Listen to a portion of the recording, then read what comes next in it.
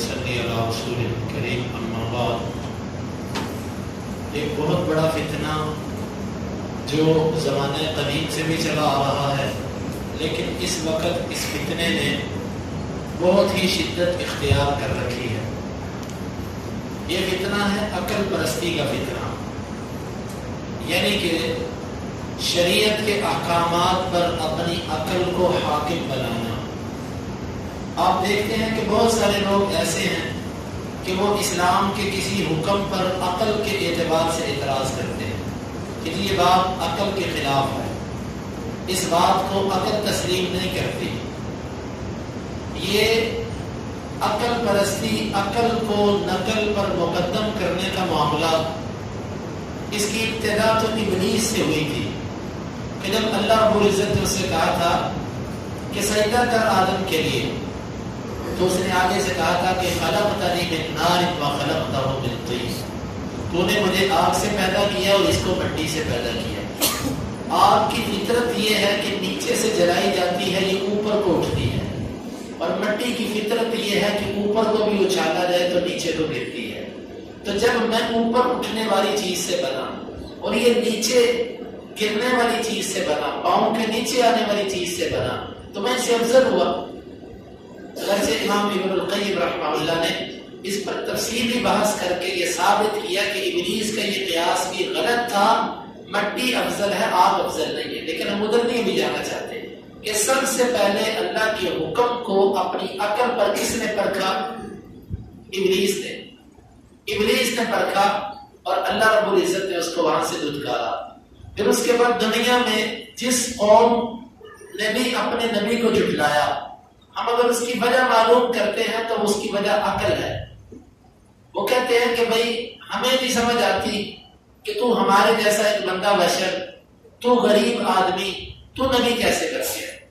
अल्लाह ने अगर कोई नबी बनाना होता तो इन सरदारों में से किसी को बनाता, लुटेरों में से किसी को बनाता, तुझे नबी कैसे बना दिया? यानी कि हर नबी के इनकार के पीछे अकल परस्ती थी।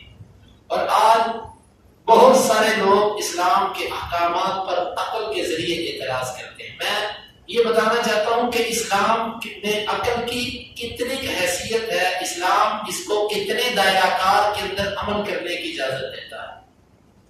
इस्लाम अकल को पाबंद करता है कि ये इस्लामी अहकामात के अंदर रह रह कर ये अमल करे। इस तरह के जगह जगह पर कुरान मजीद में फरमाया, इन्ना फी खल्क़िस समावाति वल अर्दि वख्तिलाफिल लैलि वन नहारि लआयातिन लिउलिल अलबाब यतफक्करूना फी खल्क़िस समावाति वल अर्द। वो जमीन और आसमान की तख्लीक पर गौर व फिक्र करते हैं। यानी इस्लामी अहकामात के अंदर रहकर इसको इस्तेमाल करने का हुक्म दिया गया। लेकिन अगर कोई बंदा इस्लामी हुक्मों पर अकल को हाकिम बनाएगा कि अकल जो कहेगी वो मानूंगा, जो नहीं कहेगी उसे नहीं मानूंगा, ये बात कई एतबार से मरदूद है। पहली बात तो यह है कि अल्लाह रब्बुल इज़्ज़त को ये चीज पसंद नहीं। अगर अल्लाह ताला के यहाँ मायार अकल होती तो अल्लाह ताला अंबिया और किताबें न भेजते। अंबिया किस लिए भेजे? कि तुम उनकी इताअत करो। किताबें इसलिए भेजी कि तुम उनकी इताअत करो। अगर अकल मायार होती, ना अंबिया आते ना किताबें आती, अल्लाह ताला हर बंदे को कहता कि तू अपनी अकल के मुताबिक काम कर। दूसरी वजह यह है कि अकल मुख्तलिफ है, अकल के अंदर तफावत है, दर्जाबंदी है, सब लोगों की अकल बराबर नहीं है। एक बंदा कहता है ये चीज मेरी अकल में आती है, दूसरा कहता है मेरी अकल में नहीं आती। अब क्या करेंगे? एक अकल परस्त आदमी एक दफा मेरे पास आया और मुझसे उसने इस्लाम के चंद अहकामात में अपनी अकल से एतराज किया। मैंने उससे कहा कि यार इन पर एतराज जो आप कर रहे हैं ना, वो इस वजह से नहीं कर रहे कि ये आपकी अकल के खिलाफ है, ये आप एतराज इसलिए कर रहे हैं कि ये आपकी ख्वाहिश के खिलाफ है। आपको ये अहकामात अच्छे नहीं लगते, आप इनसे जान छुड़ाने के लिए अकल का सहारा ले रहे हो। मुझे कहते जी प्रोफेसर था, मुझे कहने लगा कि कैसे? मैंने कहा कुछ ऐसी चीजें हैं वो भी तुम्हारी अकल के खिलाफ है, तुम उनका जवाब नहीं दे सकते, लेकिन आज तक तुमने उस पर एतराज भी नहीं किया। वो कहने लगा कैसे? मैंने कहा वुज़ू कैसे टूटता है? हवा खारिज होने से वुज़ू टूटता है? वो कहने लगा बिल्कुल टूटता है। मैंने उससे कहा कि हवा कहां से खारिज हुई, उस जगह को हमने धोया तक भी नहीं। शरीयत ने हमें यह भी नहीं कहा कि उसको धो लो। शरीयत कहती है ہاتھ دھو لو، کلی کرو، ناک میں پانی ڈالو، منہ دھو لو، بازو دھو لو، مسح کرو اور پاؤں دھو لو۔ ہوا کان سے خارج ہوئی، شریعت نے ہمیں کیا کرنے کو کہا، ان دونوں میں عقلی تطبیق کیا ہے؟ بس وہ اللہ تعالیٰ نے اس کو لاجواب کر دیا، اس کا جواب نہیں آیا۔ میں نے کہا اور بھی بہت سارے احکامات ہیں شریعت کے کہ جو تمہاری جن میں عقل اور نقل بظاہر تلاش نہیں کر سکتی ربط آپس کا، لیکن تم اس کو مانتے ہو۔ اس کی وجہ یہ ہے کہ وہ تمہاری خواہش کے خلاف نہیں۔ یاد رکھو، عقل پرست جس بھی شریعت کے حکم کو چھوڑے گا وہ اس وجہ سے نہیں چھوڑے گا کہ عقل کے خلاف ہے، وہ اس وجہ سے چھوڑے گا کہ اس کی خواہش کے خلاف ہے، اس کو آزادی نہیں مل رہی وہاں پر۔ وگرنہ بہت سارے ایسے احکامات ہیں کہ عقل اور نقل آپس میں ربط پیدا نہیں کر سکتے۔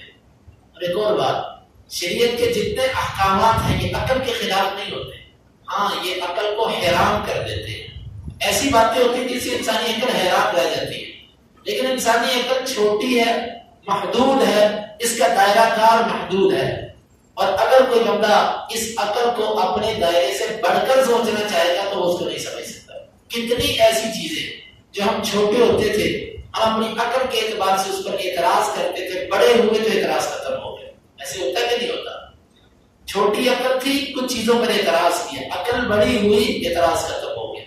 انسانی عقل، انسانی نظر، انسانی سوچ، انسانی ہر جو اللہ تعالیٰ نے اس کو صلاحیت عطا فرمائی ہے، یہ دنیا کے اندر رہتے ہوئے یہ محدود ہے۔ یہ کیوں محدود ہے؟ اللہ تعالیٰ نے اس کو امتحان بنایا کہ ایک چیز اس کی عقل میں نہیں آتی، یہ اس کو بھی تسلیم کرتا ہے کہ نہیں کرتا۔ اگر ایک بندہ ہر وہ بات جو اس کی عقل پہ آتی جائے اس کو مانتا جائے، اور جو عقل پہ نہ آئے اس کو نہ مانے، اس نے اللہ کو کیا مانا؟ اس نے اللہ کے رسول صلی اللہ علیہ وسلم کو کیا مانا؟ اس نے تو اپنی عقل کو مانا۔ اس کے لیے قابل اتباع تو اس کی عقل تھی۔ تو بھائیو یہ بات یاد رکھیں، ہمارا اہل سنہ سے مراد وہ لوگ ہوتے ہیں جو قرآن اور حدیث پر چلنے والے ہوتے ہیں، اور قرآن اور حدیث کو صحابہ کرام سلف صالحین کے فہم کے مطابق لینے والے ہوتے ہیں۔ ہمارا اصول یہ ہے کہ نقل عقل سے مقدم ہوتی ہے۔ نقل کا مطلب جو اللہ کے رسول سے باتیں نقل ہوتی آ رہی ہے، اللہ رب العزت سے جو وحی نقل ہوئی ہے یہ عقل سے مقدم ہوتی ہے۔ ایک چیز ہماری عقل میں نہیں آتی، وہاں پر ہم کہیں گے بھئی یہ اللہ رب العزت کا حکم ہے۔ ہماری عقلیں چھوٹی ہیں، ہمیں نہیں سمجھ آئی کہ اس میں کیا ربط ہے، اور ہمارا سمجھنا کوئی ضروری نہیں۔ جہاں پر ہم اس فتنے کے اندر واقع ہوں گے کہ بہت ساری خرابیاں سوشل میڈیا پر ایک بہت بڑا فتنہ جو پھیلتا ہے، جس کی وجہ سے بہت سارے لوگ تحریے بن جاتے ہیں، وہ وجہ یہ ہوتی ہے کہ عقل کی بنا پر وہ کچھ چیزوں کو سمجھنا چاہتے ہیں، اور عقل چھوٹی ہے، عقل ان چیزوں کو سمجھ نہیں پاتی، اور وہ اسلام کو الوداع کہہ کے نکل جاتے ہیں۔